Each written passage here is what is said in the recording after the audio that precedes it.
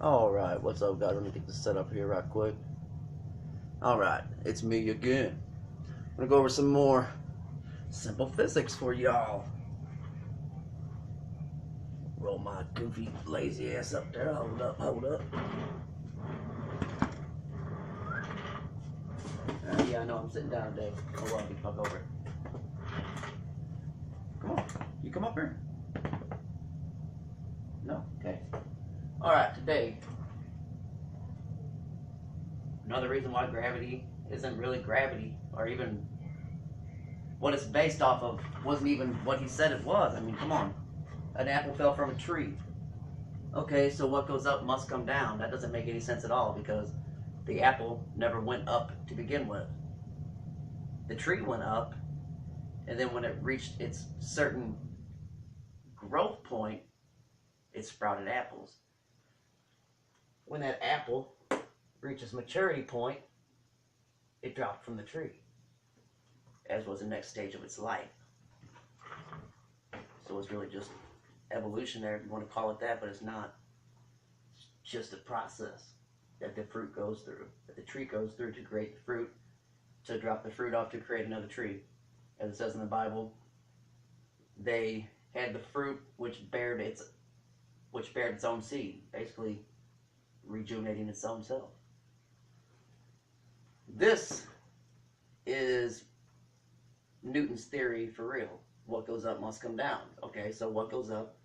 Obviously, he threw it up. It's not supposed to be up there. It has no form to be up there. It has no reason, root in that reality up here, unless we put it up there.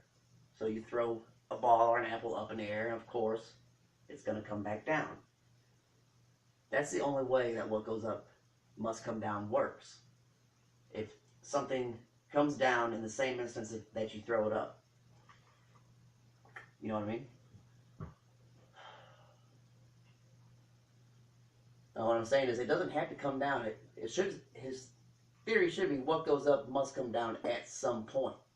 Because we put things up in the air all day that don't come down until we want them to or need them to or they have to. Literally, we put planes up. We put satellites up. We put all kinds of things up in the air. Lots of people's lives are up in the air. And it'll come back down when you're ready for it to, or when you want it to, or when it malfunctions and falls to the ground. I don't know much of anything whose natural state is floating. Alright, but yeah, to recap. Gravity lesson 2. What goes up must come down. His whole theory, how it was fucking flawed from the get-go. Now, this is jumping way off subject, way off topic, but we're also going to go into the American dream on the next video. I think you'll like it. As till then, think your own thoughts, do your own research, question everything if you think it not to be true, and figure out your own truths, but make sure they're solid.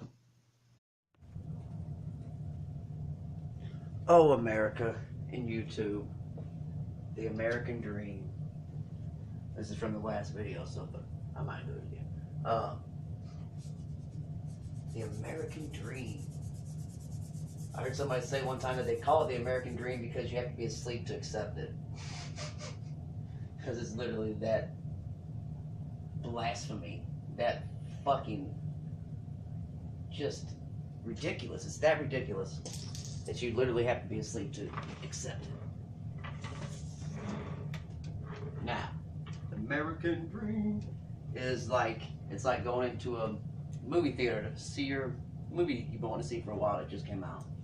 You sit down and you get so into it that you don't notice that behind the screens they're actually building a wall. A brick wall that way.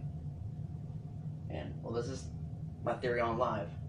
They build a wall that way, that way, that way, that way, that way, that way.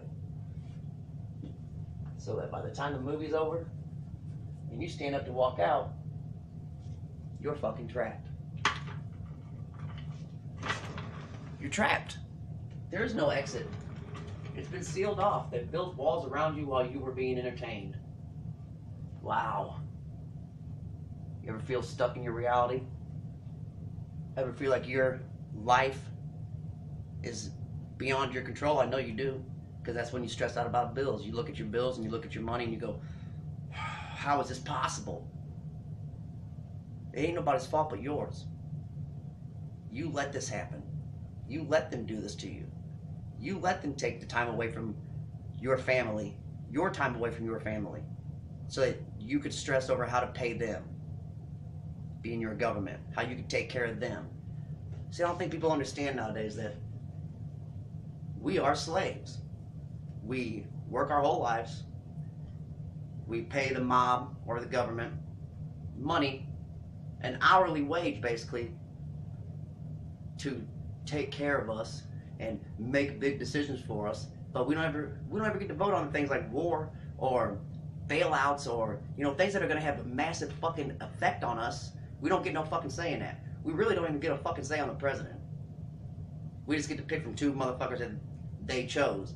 Where the fuck do you choose them from? Because we don't ever have a good fucking choice. We have two motherfuckers that somehow come out of nowhere, got picked by somebody. The Republican Party and the fucking Democrat Party picked who they want. That's bullshit. Fuck them piece of shit motherfuckers. Anyway. It can't, if we're going to make a change, it can't be a physical war.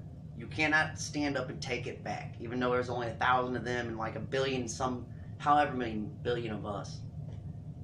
For us to be able to take back what they have had for so long, it starts here. It starts right here.